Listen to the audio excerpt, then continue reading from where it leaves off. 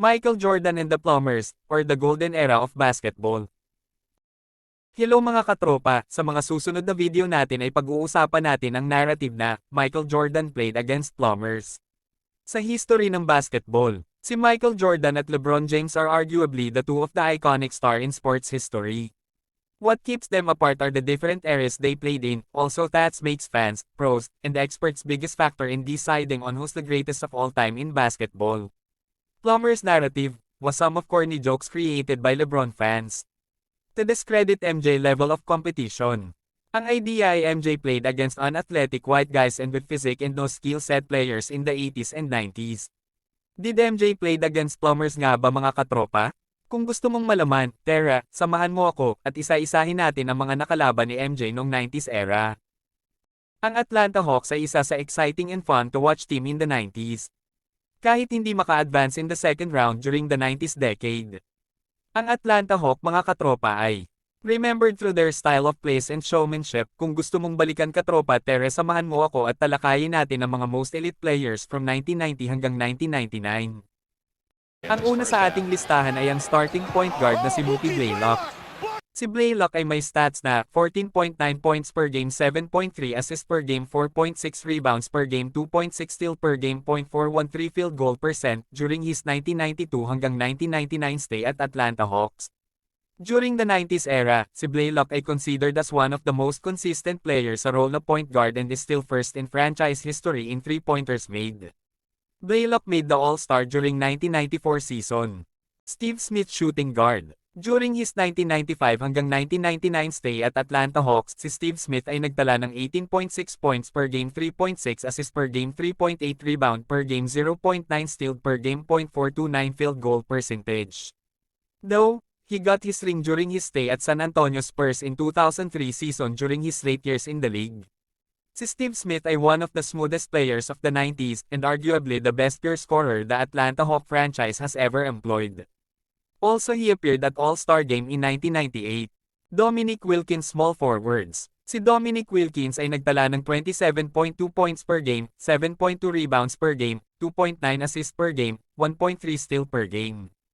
During 1990 hanggang 1994 stay at Atlanta Hawks, si Dominique Wilkins is one of the key players in the 80s. Wilkins was still one of the league's premier players during the 1990s. Though, si Wilkins ay hindi nakapag-champion during his entire 15-year NBA career. However, si Wilkins mga katropa ay truly special to watch, especially when he was flying through the air for his spectacular dunks. Wilkins' best 90s season ay pagkatapos ng Achilles injury, as he averaged nearly 30 points per game, with shooting percent of 46.8% from the field. Accolades: 9 times NBA All-Star, 1986, 1994. All-NBA First Team, 1986. 4 times All-NBA Second Team, 1987, 1988, 1991, 1993. 2 times All-NBA Third Team, 1989, 1994. NBA All-Rookie First Team, 1983. NBA Scoring Champion, 1986. 2 times NBA Slam Dunk Contest Champion, 1985, 1990. Kevin Willis Power Forward. Si Kevin Willis ay may stat na 16.2 points per game, 11.4 rebound per game, 1.6 assist per game, 0.9 steal per game and .501 field goal percentage during his 1990 hanggang 1994 stay at Atlanta Hawks. Though he only made one All-Star team during his 1992 season at nakapag-champion later in his stay at San Antonio Spurs. Si Willis Perrin ang may hawak most of Hawk records for offensive and defensive rebounds, and ranks highly in games played, field goals, and minutes played. Dikembe Mutombo Center. In 1996 to 1999, si Mutombo ay nagtala ng 12.4 points per game, 12.3 rebound per game, 1.2 assist per game, 3.3 block per game, .536 field goal percentage. The new face of Hawks has emerged after Wilkins left and when Mutombo traded from Denver Nuggets. Si Mutombo mga katropa ay one of the best defensive player of all time. Dikembe Mutombo ay pangalawa sa best block shooter in the history of the NBA, 20th in the all-time rebounding list. Siya din ay 4 times Defensive Player of the Year in 3 different teams, Nuggets, Hawks and the Sixers. Nagtay sila ni Ben Wallace as player has 4 defensive awards. Si Mutombo ay exciting to watch at maalala natin siya through his shacking finger wag after a shot block. Si Mutombo ay may 2 Defensive Player of the Year awards during his stay at Atlanta.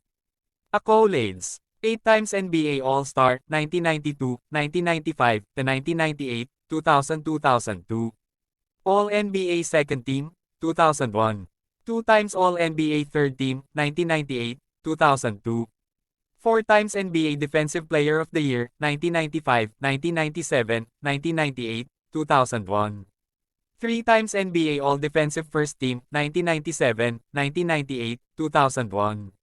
3 times NBA All-Defensive Second Team, 1995, 1999, 2002.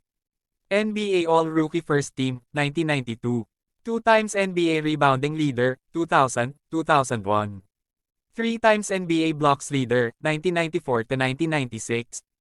Reserve Point Guards, Doc Rivers and Spud Webb. Rivers, 1990 hanggang 1991 stats, 14.1 points per game, 3.6 rebound per game, 4.8 assist per game, 2.1 steal per game, .441 field goal percentage. Webb's 1990 hanggang 1996 stats, 9.9 points per game, 2.1 rebound per game, 5.0 assist per game, 1.2 steal per game, .461 field goal percentage.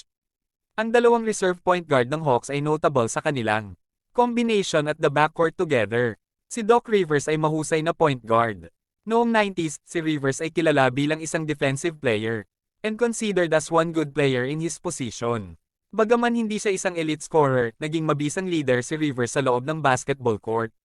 Samantalang, si Webb ay maalala for being the shortest slam dunk champion in 1986, si Spud Webb ay second highest in assists per game for the Atlanta Hawk franchise during the 90s, only behind Blaylock. Reserve Wingmen, Stacey Augmon and Craig Ehlo. Kasama rin si Augmon as wingman. Si Augmon ay may stats sa 13.7 points per game, 4.5 rebound per game, 2.3 assist per game, 1.5 steal per game, .488 field goal percentage. Si Augmon ay tinawag na the plastic man due to his athletic ability to contort his body. At siya rin ay 9th overall pick noong 1991, samantalang si Craig Ehlo ay may stats na 9.4 points per game, 3.2 rebound per game, 2.5 assist per game, 1.3 steal per game, .442 field goal percentage during 1993 hanggang 1996. Si Ehlo ay nakilala during Cavaliers head-to-head games with MJ including the iconic The Shot by MJ, but in his 210 games as a Hawk his 36% shooting from behind the three-point line was essential to success. Reserve bigs, Chriatian Laettner and Alan Henderson. Chriatian Laettner ay naglaro naman si Hawk noong 1996 hanggang 1998 na may stats sa 15.8 points per game, 7.8 rebound per game, 2.6 assist per game, 0.9 block per game.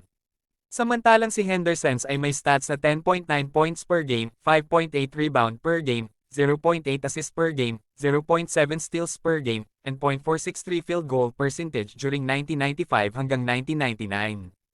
Chriatian Laettner has an all-star appearance during the 1990s. He made the game during the 1997 season, kung saan nagtala siya ng season average na 18.1 points and 8.8 rebounds per game.